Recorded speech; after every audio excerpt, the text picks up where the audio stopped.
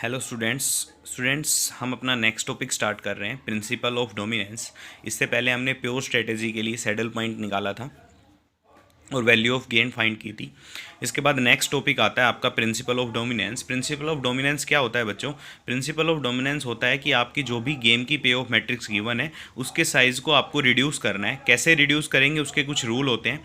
उस रूल को अप्लाई करते हुए हम उसे 2x2 की मैट्रिक्स के अंदर बनाएंगे। ये दोनों के अंदर अप्लीकेबल है। प्योर या मिक्स स्ट्रेटेजी की प्रॉब्लम जो भी दे रखी हो, दोनों के अंदर ये प्रिंसिपल ऑफ डोमिनेंस अप्लीकेबल होता है। खास तौर पर मेनली जर्नली हम किस लिए यूज़ करते हैं? It is useful for the evaluation of 2 person zero sum game where a saddle point does not exist, जहाँ पे सैडल पॉइंट एग्जिस्ट नहीं करता है। तो बच्चों कैसे करेंगे? तो फर्स्ट आपका रूल नंबर 1 होता है इसके अंदर, बिल्कुल सिंपल सा है। रूल नंबर 1 है, if all the elements in a column are greater than और equal to the corresponding element is another column. मान लिया कोई भी आपके पास मैट्रिक्स दी हुई है, जैसे फॉर एग्जांपल मैं एक एग्जांपल उठाता हूँ कि आपके पास ये पे ऑफ मैट्रिक्स दे रखी है। इसमें हम देखेंगे कि जो B3 है, B3 स्ट्रेटेजी के अंदर जो पे ऑफ आई वैल्यू दे रखी है, और B1 के अंदर जो इस कॉलम के अंदर फर्स्ट कॉलम के अंदर जो वैल्यू दे रखी है, इसमें जो B1 के अंदर है, इसमें देखो 1 है, यहाँ पे 2 है, ये बड़ा है। इसमें यहाँ पे 6 है, यहाँ पे 7 है, ये बड़ा है। इसमें यहाँ पे ये 5 है और यहाँ पे 6 दिया हुआ है।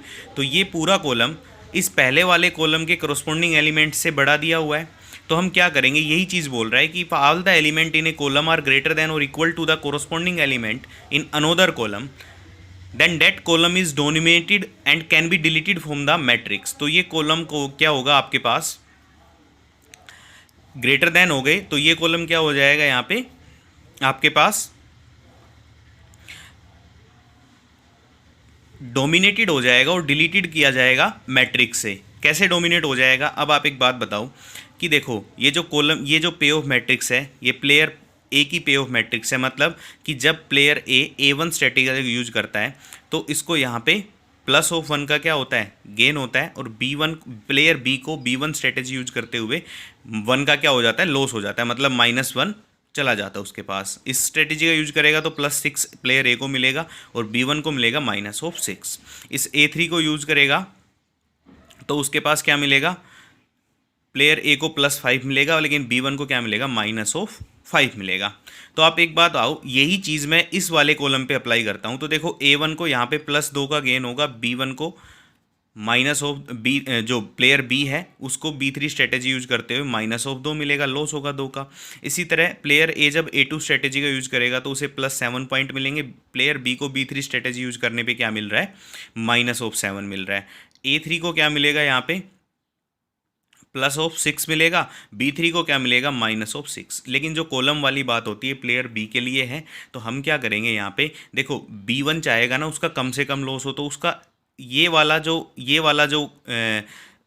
B1 जो स्ट्रेटेजी है और B3 जो स्ट्रेटेजी, इन दोनों के अंदर बड़ी कौन सी है, B3 बड़ी है। तो कम लॉस किस में होगा, B1 में होगा। तो वो इस स्ट्रेटेजी का कभी यूज ही नहीं करेगा, क्योंकि वो क्यों चाहेगा कि उसका सबसे ज़्यादा लॉस हो, वो भी तो चाहेगा ना कम से कम लॉस हो। तो वो कभी B3 स्ट्रेटेजी का यूज ही नहीं करेगा। यूज नहीं करेगा तो हम इसको क्या कर देंगे, डिलीट कर देंगे। इसलिए हम डिलीट कर रहे हैं इसको मैट्रिक्स से।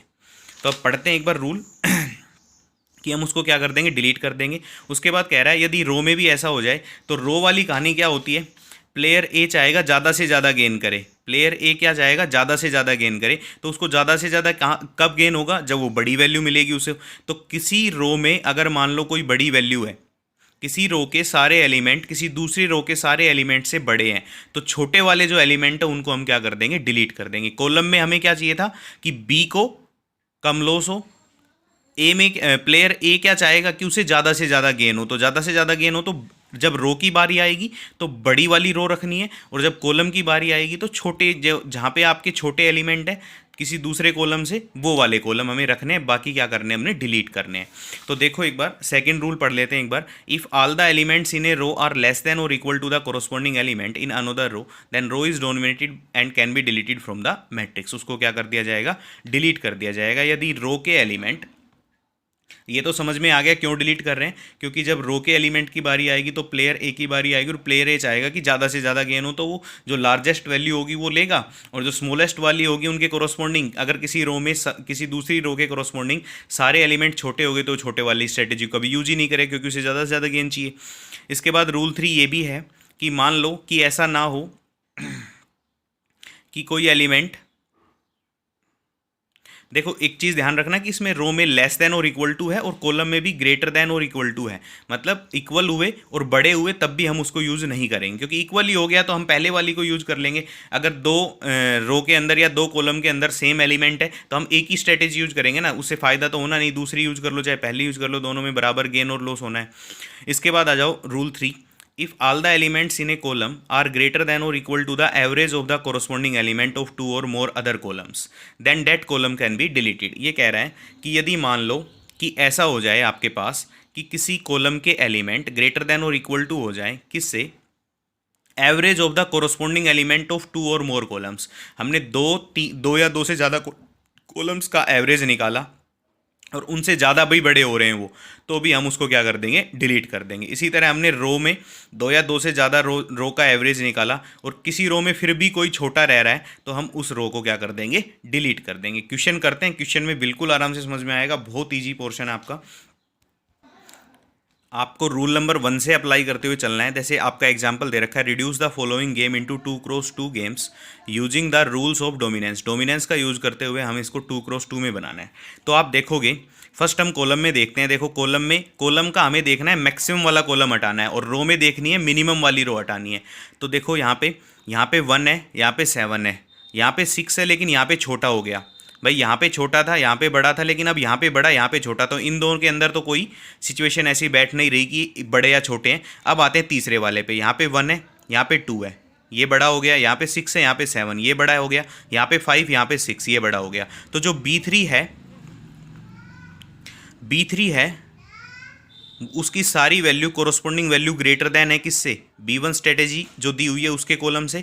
तो हम कॉलम B3 को क्या कर देंगे, डिलीट कर देंगे, क्योंकि B चाहेगा कि उसे कम से कम लॉस हो। कम से कम लॉस होने का मतलब है अगर वो B3 का यूज़ करेगा तो उसे ज़्यादा लॉस होगा, क्योंकि यहाँ पे 2, 7 और 6 वैल्यू दी हुई है, तो ज़्यादा लॉस होगा, तो इसका वो यूज ही नहीं करेगा। तो हमारा भी क्या काम इस मैट्रिक्स में रखने का इस स्ट्रेटेजी को, तो हम इसको रिमूव कर देंगे। तो यहाँ से आ जाएगा, first we delete the column 3 as all the elements of the column are greater than that of the first element, then the matrix reduce to. अब ये मैट्रिक्स रिड्यूस होकर किस में आ गई, ये बन गई आपकी B1 और B2 में। यहाँ पे आपकी तीनों स्ट्रेटेजी रह जाएंगी, A1, A2 और A3। तो ये 1 और 7, यहाँ पे 6 और 2, यहाँ पे आ जाएगा 5 और 1। तो सेकंड स्टेप पे आ गए। फर्स्ट स्टेप अपना हो गया कि हमने B3 को डिलीट कर दिया। अब देखते हैं कि यहाँ पे देखेंगे कॉलम में कोई सिचुएशन ऐसी बैठ नहीं रही कि एक कॉलम के सारे एलिमेंट दूसरे कॉलम से छोटे या बड़े हो जाएं। तो अब रो पे चलते हैं। यहाँ पे देखो 1 है, यहाँ पे 6 है, बड़ा है, लेकिन यहाँ पे बड़ा है, यहाँ पे छोटा है, तो इनमें तो कोई बैठ नहीं रही है। यहाँ पे आते हैं, यहाँ पे 6 है, यहाँ पे 5 है। देखो यहाँ पे 6 है, यहाँ पे 5 है, छोटा हो गया A3 के अंदर। यहाँ पे 2 है, यहाँ पे 1 है, A3 के अंदर छोटा हो गया। दिस इम्प्लाइज A2 को जो एलिमेंट्स हैं वो ग्रेटर देन है किससे, A3 के एलिमेंट से। तो अब की बार हमें लेस वाली रो हटा देनी, क्योंकि प्लेयर ए को चाहिए ना, ये प्लेयर ए की स्ट्रेटेजी है, ए को चाहिएगा कि ज़्यादा से ज़्यादा गेन हो। ज़्यादा से ज़्यादा गेन तब होगा जब वो मैक्सिमम वैल्यू यूज़ करेगा, तो मैक्सिमम वैल्यू इससे है, तो ये स्ट्रेटेजी वो कभी यूज़ ही नहीं करेगा, क्योंकि इसके एलिमेंट इससे तो छोटे ही हैं। तो A3 को क्या कर देंगे, हम यहाँ से रिमूव कर देंगे। रिमूव करते ही आपके पास क्या आ गया, ये बन गया आपका B1, B2 और यहाँ पे आ गया A1 और A2। तो ये आ गया 1, 7, 6 और 2। ये आपकी किस में हो गई, 2x2 मैट्रिक्स में रिड्यूस हो गई। सिंपल सा क्वेश्चन, बस ऐसे करना है आपको। अब हम रूल 1 और रूल 2 तो हमने लगा लिया। अब नेक्स्ट में रूल 3 और रूल 4 भी लगा के देखते हैं कि कहीं पे हमें रूल 3 और 4 भी लगाने की ज़रूरत हो। एक ऐसा एग्जाम्पल भी करते हैं, ये क्वेश्चन करते हैं, इसमें लगभग सारी चीज़ें क्लियर हो जाएंगी। Reduce the following game to 2x2, इसमें चारों रूल यूज होंगे। To the following game 2x2 game using principle of dominance. अब की बार देखोगे थोड़ा बड़ी प्रॉब्लम दी हुई है।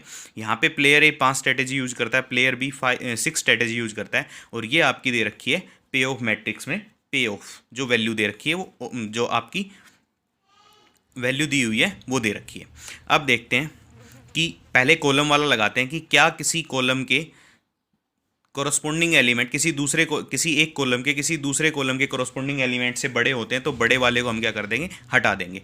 यहाँ पे देखो फर्स्ट कॉलम में सभी जगह 4, 4, 4 है, और यहाँ पे आप देखोगे कि जो ये वाला 6 कॉलम है इसमें 1, 2, 2, 2, 2 है, ये तो इससे भी बड़े हो गए, ये सारे इस वाले कॉलम से भी बड़े हो गए, तो किसी भी एक से तो इसका तो कोई काम ही नहीं है, पहला वाला कॉलम हम हटा देंगे, क्योंकि ये स्ट्रेटेजी को प्लेयर बी कभी यूज ही नहीं करे, क्योंकि ये यूज करेगा उसे और ज़्यादा लॉस होगा, तो कभी स्ट्रेटेजी को यूज ही नहीं करेगा प्लेयर बी, तो ये वाली सारी वैल्यू क्या हो जाएंगी, हट जाएंगी। अब आते हैं, ये वैल्यू हटने के बाद ये सारी वैल्यू क्या हो गई, चली गई।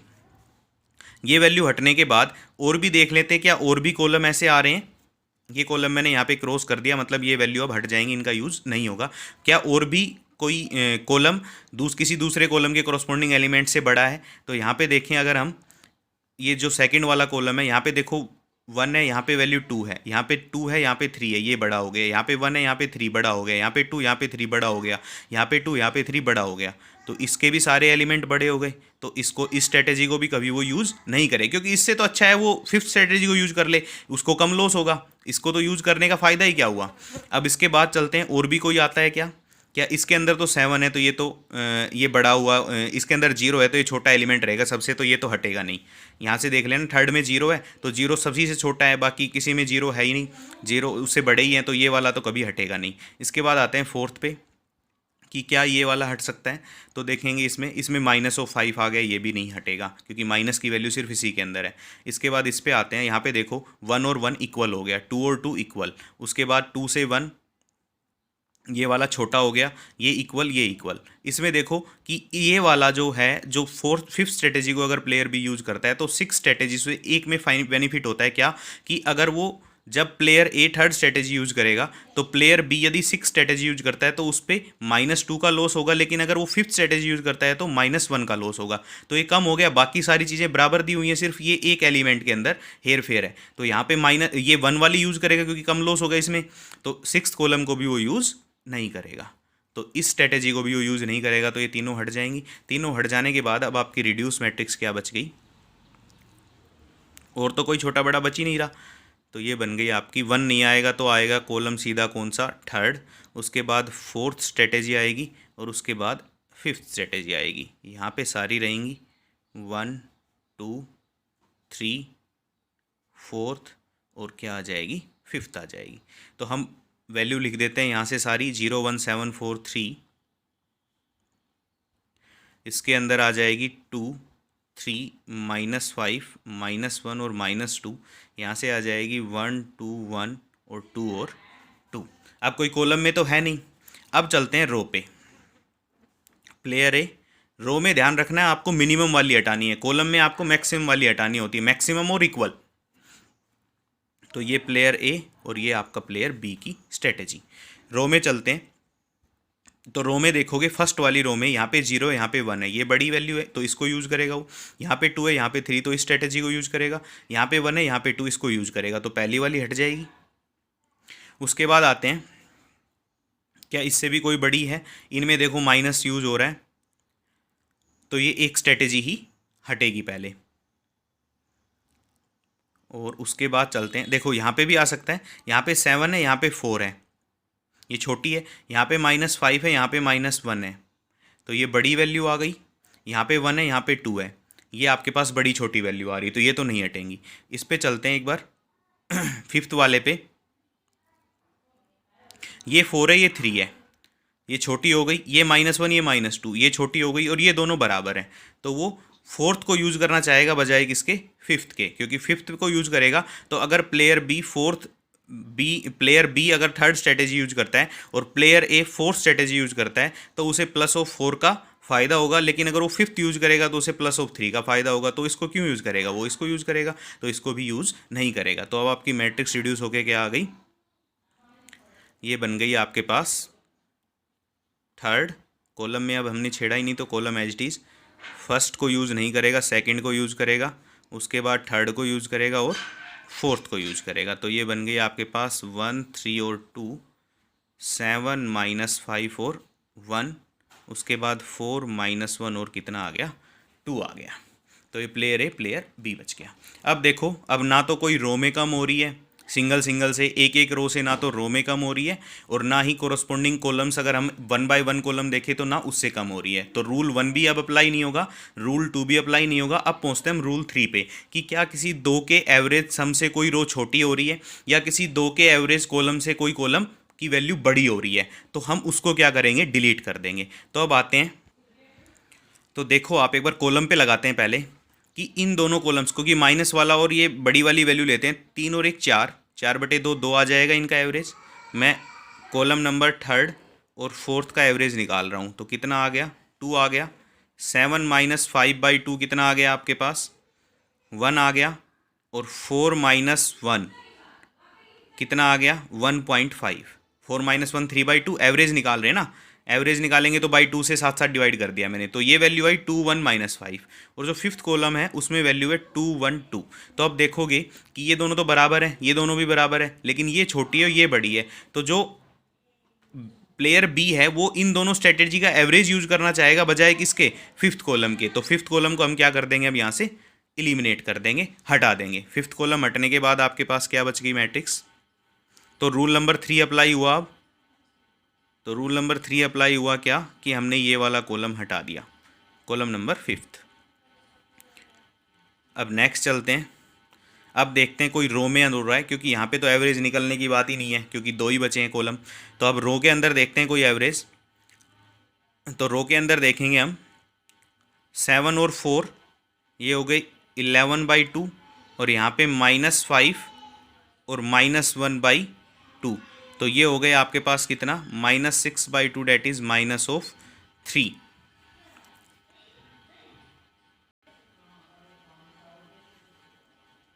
तो ये हो गया आपका 5.5 और ये -3। तो क्या देखते हैं क्या रो 1 से हो पाएगा, नहीं हो पाएगा क्योंकि ये वैल्यू छोटी हो गई, एक वैल्यू बड़ी होगी एक छोटी, तो यहाँ से एलिमिनेट नहीं हो पाएगा। हम ऊपर दोनों का लेते हैं, ऊपर दोनों का लेंगे तो कितना आ गया, 7 और 1 8/2 4, और 3 - 5 ये हो गया -2/2 -1। तो ये एलिमिनेट हो जाएगा किससे, फोर्थ कॉलम से, फोर्थ रो से, तो इसको भी यूज़ नहीं करेंगे। बाकी दोनों का, इन दोनों का एवरेज इससे क्या है, बराबर आ रहा है, तो बराबर आ रहा है तो एक को यूज़ कर लो, एक को हटा दो। तो आपके पास क्या बन गया, ये थर्ड और ये बन गया फोर्थ। यहाँ पे आ गई आपके पास सेकंड और ये आ गया आपके पास क्या, थर्ड। तो ये बन गया आपके पास 1 3 7 और कितना, -5। तो ये आ गया आपका क्या, आंसर। तो इस तरीके से हमने रिड्यूस करके 2x2 की मैट्रिक्स में फॉर्म करनी है। ये आपका रूल है क्या, प्रिंसिपल ऑफ डोमिनेंस। इसके बाद नेक्स्ट लेक्चर हम करेंगे mix strategy, games without saddle point, और उसके अंदर हम एल्जेब्रिक मेथड करेंगे। एल्जेब्रिक मेथड करने पे आपकी ये यूनिट ख़त्म हो जाएगी। नेक्स्ट लेक्चर बनाएंगे मिक्स स्ट्रेटेजी के ऊपर।